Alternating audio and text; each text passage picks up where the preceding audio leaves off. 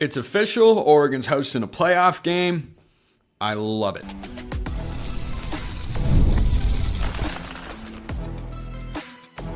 You are Locked On Ducks, your daily podcast on the Oregon Ducks. Part of the Locked On Podcast Network, your team every day.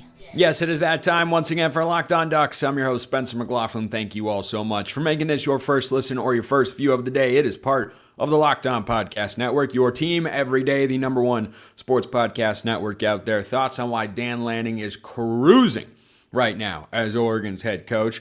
All conference selections. Pat Kraft was talking about Oregon all in today's show, which is brought to you by our friends at Game Time. If you want to go to Oregon's playoff game, Game Time's the place to do it. Tickets are available. Download the Game Time app, create an account, use code LOCKEDONCollege for $20 off your first purchase. That playoff game, December 20th, 7:30 Eastern, 4:30 Pacific, under the lights, Autzen Stadium, James Madison in town. Compared to last year's path for Oregon, which was, shall we say, not as favorable as it should have been for being the number one overall seed, they fixed that because they saw what happened to Oregon and said, oh, well, this is not the way the playoffs should be. And I think it's going to take many more years before we get a proper playoff postseason system in college football. But Oregon's got a good draw across the board. I don't think you could ask for much more because you've got a home playoff game.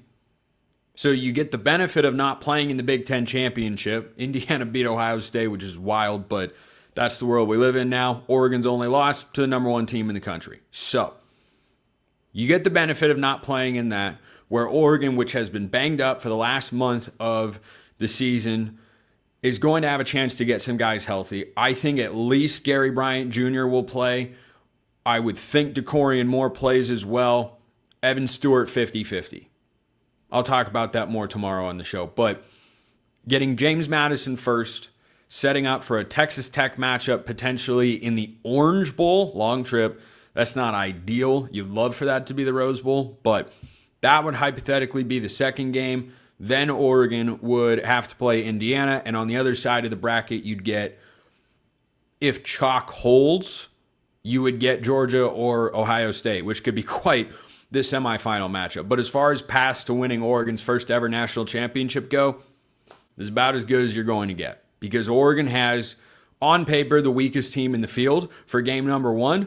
They are the largest favorite of any team in the first round of the college football playoff. They're probably going to be the largest favorite in this game of any matchup in the playoff. Because, of course, as teams win, the matchups are only going to get closer and more competitive. But there have been more than a few blowouts in the playoff. And look, you gotta shout out Duke for making this happen. The James Madison Dukes can thank Duke for the right to be here. Shout out to one of my Locked On Ducks insiders that wanted to hear that on the show. Here you are. Here it is. That was Ben from Illinois. So I think that for Oregon getting that draw, yeah, it's really fortunate. Do I think it's how the college football playoff should be constructed? No. I've railed against auto bids for a very long time. This is exactly why. James Madison and Tulane have had really good seasons. They are not more deserving, nor do I think they are better. And I'm not a huge fan of inserting subjectivity into rankings, but there's always going to be some angle of it because how you view strength of schedule, like BYU not being in the playoff, is ridiculous, while Miami is in the college football playoff despite missing the ACC championship game. BYU got punished for being in the Big 12 championship game just because they lost. So it's not a perfect system. Oregon is absolutely benefiting from it right now. And I don't know that next year the playoff is going to look this way. Because there is not, college football's wild, there's not currently an agreed upon format for the 2026 college football playoff.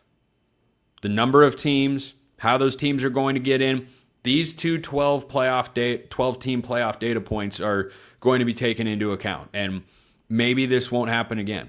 Because if you had a straight seeding system, Oregon would play BYU at Autzen Stadium instead of James Madison. And between those two teams, yep, I'd rather play James Madison. Now, the college football fan of me would rather see BYU get in because they deserve to be in the playoff. And it would just be a much more fun matchup. But Is it exciting? Like the premise itself of Oregon playing a college football playoff game at Autzen Stadium for the first time ever, pretty fantastic. I'm going to be there. I'm sure many of you will as well. And yeah, we all hope Oregon wins the game by 30 or more points. Maybe they won't. Last time I was at Autzen Stadium, if you're into this sort of lore, last time I was there, Oregon was a ginormous favorite against Idaho, I believe 44.5 points. And they won the game by 10, and it was close in the fourth quarter. I've seen crazier things happen. But this path that Oregon has in front of it, at a time where it feels like the Ducks are playing their best and most balanced football of the year, where they just went through easily the toughest month of their schedule. Why did I snap that sentence off? Because in the same month... No, Indiana was first game of October. Okay, no, I'm going to reinsert that sentence and say in what was easily the toughest month of games that Oregon played all year, going to Iowa, playing Minnesota, playing USC, then going to Washington. Oregon has shown an ability to win a number of different styles of football games, and I feel good about the offense. I feel good about Oregon's defense. I feel really good about Oregon's defense, quite frankly. And hard to not feel good about the special teams units right now. Malik Benson, punt return touchdown. Atticus Sappington, special teams player of the week in the Big Ten after his performance against Washington. All three phases, the coaching staff, the fact that Will Stein and Tosh Lupoi are both sticking around, that Oregon will have the chance to get healthy but won't have an incredibly long layoff like they had last year, and then it looked like they were a bit rusty against Ohio State. No, I think Ohio State still probably would have found a way to win that game because they were just playing at a really high level. But do I think that Oregon not playing for almost a full month helped? No, I definitely don't. So I think this is a great spot for Oregon to be in. Obviously, avoiding injuries, going to be something you hope that they're able to accomplish against James Madison, because you should be able to win that game pretty handily. But the other thing that Oregon has shown is if guys re-aggravate or if guys get dinged up, man, they just went through the month of November and played some really tough, gritty games with guys that have not been starters all year. I mean, what was Malik Benson's statistical output for the first 8 games of the season compared to the last 4? You know what? I'm going to bring that up right now. That was a good impromptu thought that I just had as I'm recording the show. So his games this year, he went 5 catches, 51 yards, 2 for 48, 4 for 62, 3 for 40. Then started to slow down in a big way. 2 for 11 against Penn State, 1 for 44. That was a touchdown against Indiana, but that was his only catch. 1 catch against Rutgers. Did not have a catch against Wisconsin. He might not have played in that game. Well, he might have played because Oregon, no one could throw the ball in those conditions. Iowa, only 2 catches, but again, tough conditions, and had the catch that set up the game winner for the Ducks. 2 for 51 against Minnesota, and then in his last 2 games, his best games of the year. 4 for 67 and 5 for 102 and a touchdown against Washington. So if De'Corian Moore comes back and he's reinserted as wide receiver 1 and he's at full strength, great. If Gary Bryant gets dinged up and Malik Benson's got to slide over, fine. The way that this Oregon team played over the last month absolutely should give you confidence that they can survive, that they're capable, doesn't mean they will, that they're capable of surviving any style of football game. And look, it is going to be difficult. There's no question about it. James Madison shouldn't be, but hey, that's the biggest game in the history of James Madison football with by a long shot. It's incredible that JMU is in the position there, and I'll talk about them more as the week goes on. Texas Tech is no joke, man. If you haven't watched any Texas Tech, it is not the same team that Oregon played 2 years ago. Oregon's not the same team, for sure. Oregon's a better version of itself. But man, Texas Tech has looked really, really good. And then, of course, the teams at the top, Indiana, Ohio State, Georgia, I think we know what they're about. So, yeah, this is as good of a path as Oregon's ever had to go win the national championship. I think in this playoff, it's as good of a path as you could ask for. So, let me know. Oh, also, I like that they're on the same side of the bracket as Indiana than Ohio State. As strange as that sounds, I'd rather get a second shot at Indiana than play Ohio State. We're splitting hairs here, just the way it landed for me. Let me know your thoughts in the YouTube comments below. Hit me up on Twitter. All of that good stuff. Dan Lanning, man, he's in quite the groove. First, this episode brought to you by Game Time. The World Cup is coming back to North America for the first time since 1994, and with 48 teams for the first time ever, it's going to be massive. But let's be honest, getting tickets usually the hardest part. That is why the Game Time app is clutch. Finally giving fans a real advantage when it comes to snagging seats. With Game Time, you can track price drops in real time, get alerts when great seats open, and buy tickets the moment they hit the app. It puts the power back in your hands and makes going to the World Cup realistic instead of impossible. And going to this playoff game between Oregon and James Madison, tickets are right there on Game Time, and you can find better deals on Game Time than you will on other sites. I know, because I have looked. And you can toggle their all-in pricing feature so you know what the total is up front, no late added fees at checkout. That's maybe my favorite part. Take the guesswork out of buying World Cup tickets and every match, concert, or event with Game Time. Download the Game Time app, create an account, use code LOCKEDONCollege for $20 off your first purchase. Terms apply. Again,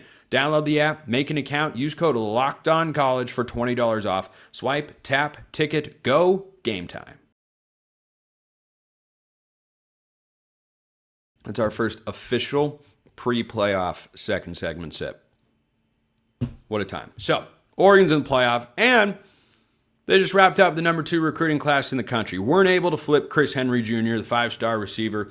I was ready to go live if they had done so. Would have, in all likelihood, given Oregon the number 1 class. Instead, they have to, what are we saying, settle for the number 2 class? So one thing that really stood out to me over the last several days with Dan Lanning is not just how calm, cool, and collected he looked when talking about how, on Saturday he just sat and flipped through channels and watched football all day. And said, I guess that's what you do on a normal Saturday. Yeah, it is. The dude has earned a little bit of R&R. And of course, there's only so much time because as this show airs, it's 12 days away from the biggest game in the history of Autzen Stadium. Now, is it the biggest opponent? No, but the stakes of the game, it is step 1 of 4. Oregon is 4 games away from doing what they have never done before. I don't even want to say it aloud and be accused of being the wrong type of jinx for the Ducks in this spot. But something that stood out to me last week, as Oregon was going after Chris Henry Jr., there was a flurry of crystal ball predictions. Oregon's going to land it. Oregon's going to do it. Brian Hartline left Ohio State, and there was a lot of hype, and there was a lot of buildup, and then Chris Henry stuck with Ohio State. And I don't think that Chris Henry is making some foolish decision just because Brian Hartline isn't there. Hartline's a great coach, great coordinator, really good recruiter. You know who else is a really good coach? Ryan Day. Right? I think we know that by now. Ryan Day, pretty good at the football coaching thing. I think he might once again go win the national championship. Maybe he's got to get through Indiana, or somebody does. You realize the only games, think about this. Indiana was a bottom dweller program when the 2024 football season kicked off. Since that point in time, they have only lost to the national champion and the national runner-up. Their losses last year were Notre Dame and Ohio State, who met in the national title game. Crazy. Absolutely crazy. Anyway, bringing this back to Dan Lanning. Will Stein got announced as the head coach of Kentucky. Tosh Lupoi has been announced as the head coach at Cal.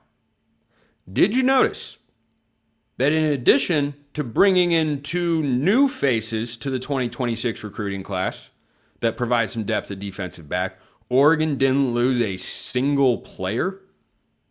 Nobody flipped. Look, there are programs with good staffs that had players flip. Ohio State almost had Chris Henry Jr. flip. And I said in the lead up to that, between him and Jalen Lott, man, I feel like they're getting 1. It'd be great if they get 2, which is more likely than 0. And then when Jalen Lott signed, I thought, oh my goodness, are they really going to go out and get both? And then, of course, he picks Ohio State. Okay. So that didn't feel perfect in the moment. But remember, Jalen Lott is not a consolation prize as a recruit. Jalen Lott is the number 3 wide receiver in the class of 2026. So he stays on board, and you got to credit Ross Douglas, the receivers coach. You got to credit future offensive coordinator and tight ends coach Drew Maringer. You have to credit Rashad Samples, the running back coach, everybody on the defensive staff. the job that they done, in addition to Dan Lanning himself and Marshall Malkow, the GM, the way that they kept the class entirely together is incredibly impressive when you think about the fact that Oregon lost both of its coordinators. That is not an easy thing to just pull. If one or two guys had gone with Will Stein in the 26 cycle or with Tosh Lupoi, I wouldn't have been raising major alarm bells. I would have said, yeah, that sounds about right. And when the portal opens on, I think it's January 2nd-ish, by the way, I fully expect that some of the reserves on Oregon's roster are going to go with those guys to their new spots. That's to be expected. But amidst all the chaos, change, turnover, turmoil, good results, bad results, man, Dan Lanning just seems to keep finding ways to succeed over and over and over again. Lose two coordinators, doesn't lose a single recruit. Picks up a couple of new ones. All good. Rinse and repeat. He's promoted Drew Maringer to be the OC. Hampton will be the DC. That starts next year. And both coaches, Will Stein and Tosh Lupoi, made pretty emphatic statements that they were not wanting to leave the guys. So a lot of coaches and programs can say the word culture. I think Oregon's really got it. And I think this was just another example of just that fact. So that was a really good weekend for Dan Lanning. And then his team was cemented as the number 5 team. By the way, let me just throw this fun hypothetical out here before I get to an SSA and then the Pat Kraft situation. Who's the Penn State athletic director? Oh boy. So if the playoff had expanded, but not to 12 teams, if they'd gone to 8, Oregon would have been squarely in the field.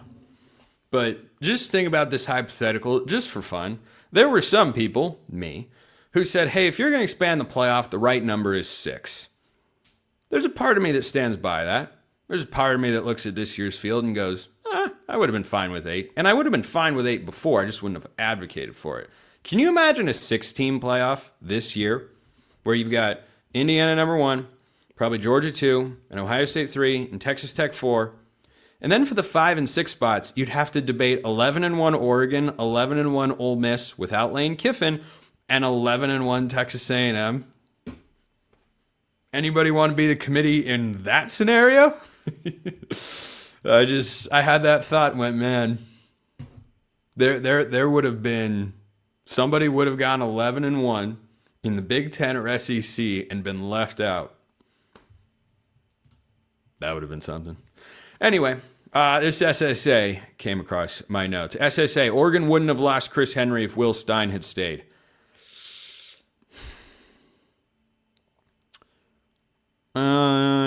Two.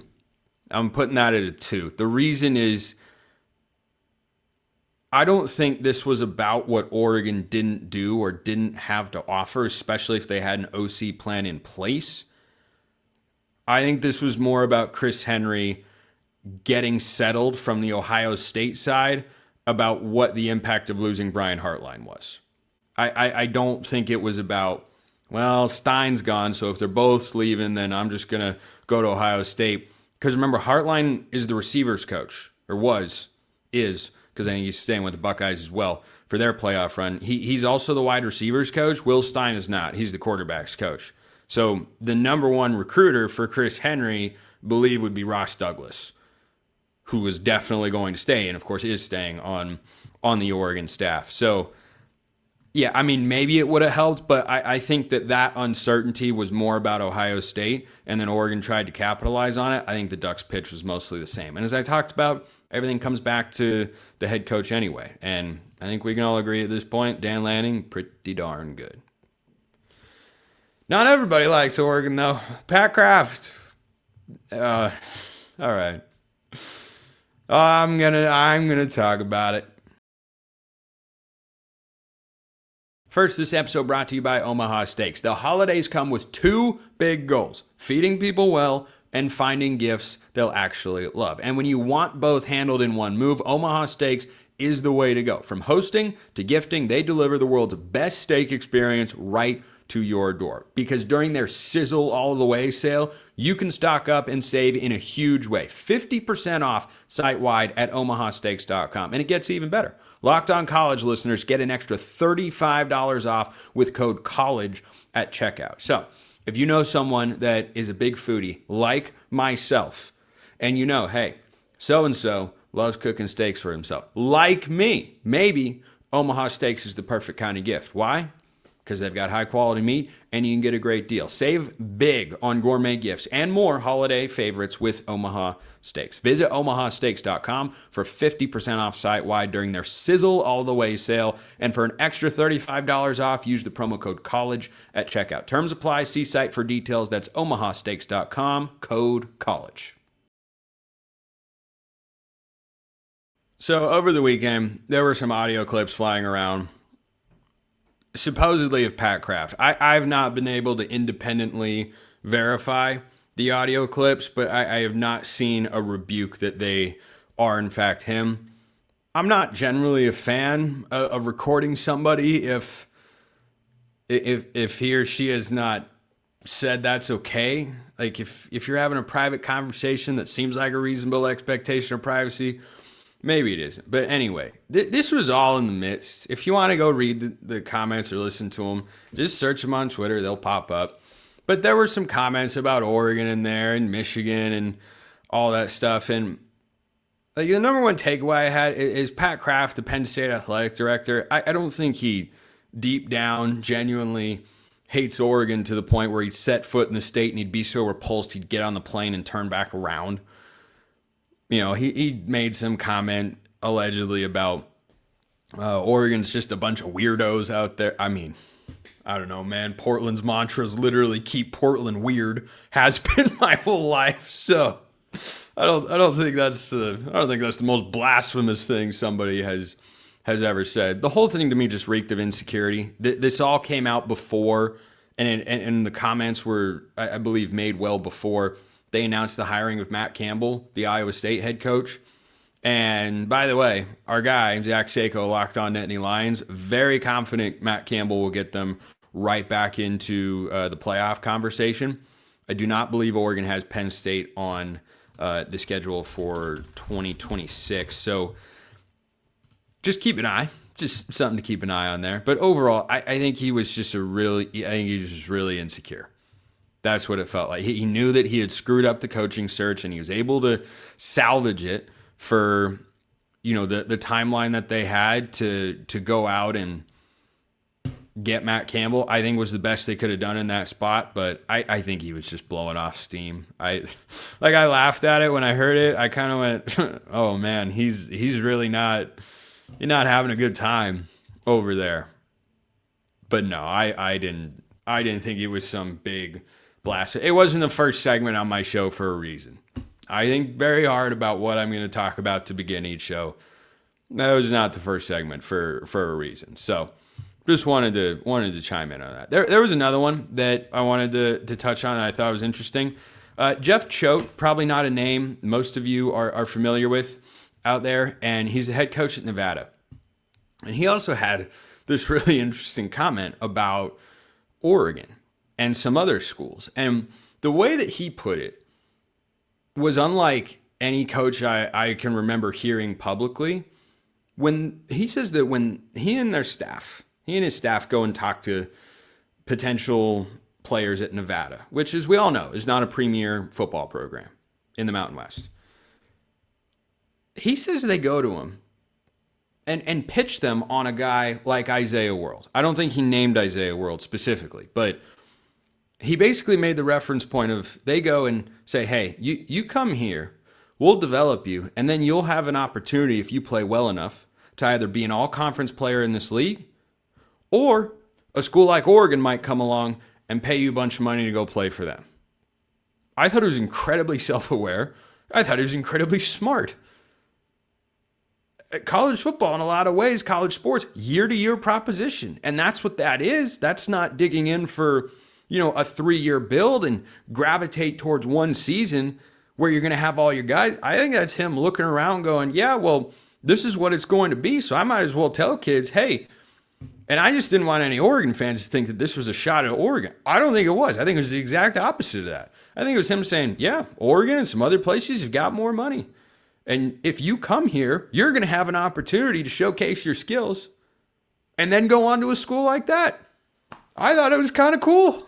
I thought it was a unique perspective that I hadn't seen before. So I wanted to make sure I mentioned that today as well on the show. Because, yeah, Nevada's never going to have as much money as Oregon, but why not showcase the career track record of Isaiah World, who, yeah, might have been an NFL guy anyway, received some All Big Ten honors, which is a perfect transition into what I wanted to wrap today's show with, and thus I'm going to, since I'm the executive producer of the show. Also, I need a trivia question for Tuesday, so somebody sent me a good trivia question. I had some good ones last week. I got one about a kicker, and it didn't quite get, because the Keenan Howery question ended up winning out, because there were a lot of good submissions. But whoever sent me the kicker question, send me that again. That might be the winner this week, unless someone comes up with a better one. We'll see how it goes. So the all-conference team in the Big Ten have been announced, and there are two separate all-Big Ten conference lists. There's the coaches poll and the media poll. They're mostly the same. They're not entirely the same. So to no one's surprise, Oregon, that went 11-1, all over these particular lists. I don't think there was a massive snub anywhere for the Ducks. So Kenyon Sadiq was named the tight end of the year. He was named first team by both the media and the coaches. Emmanuel Prenon, first team All Big Ten by the media and the coaches. Dylan Thieneman, first team All Big Ten by the media and the coaches. I think those are all pretty inarguable. And I think the only other potential consideration for a first teamer would have been Brandon Finney, whose name I will get to at some point. But I also think, you know what, there were a couple moments this year where we saw Brandon Finney has room to grow. But true freshman, guy's a stud.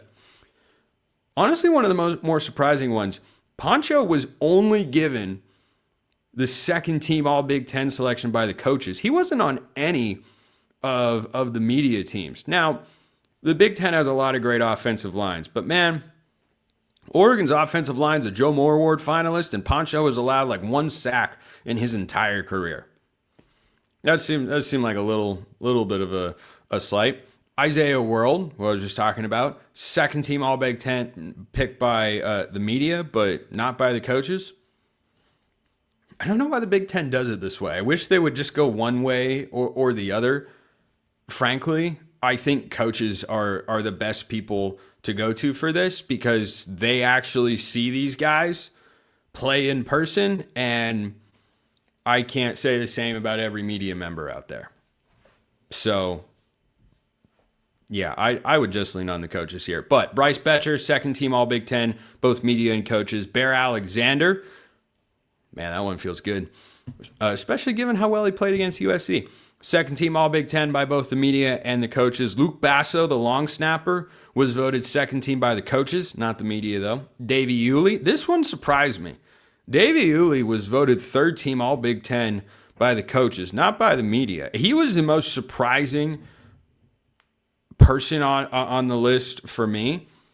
He was a starting caliber player this season, but I mean, I can remember a number of games where I came on here and said, yeah, Euli's struggling, or he didn't have a great game in the run. He's a really good pass protector, but his run blocking is not what I would call exceptional. So that one was a little bit surprising. Dante Moore was picked third team All Big Ten by the media. The coaches picked Jaden Maiava. Jaden Maiava was very good. Should the head-to-head matter? No, it's an individual award. Maiava's got, I believe, more passing yards, so I'm not that upset about it.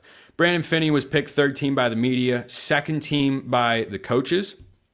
Come back to him in just a sec. Tatum Tuioti and Amari Washington were both selected on the All Big Ten third team by both the media and the coaches. So pretty solid level of representation there for Oregon on the All Big Ten teams. I think all very deserving of those recognitions with the way that they played this year.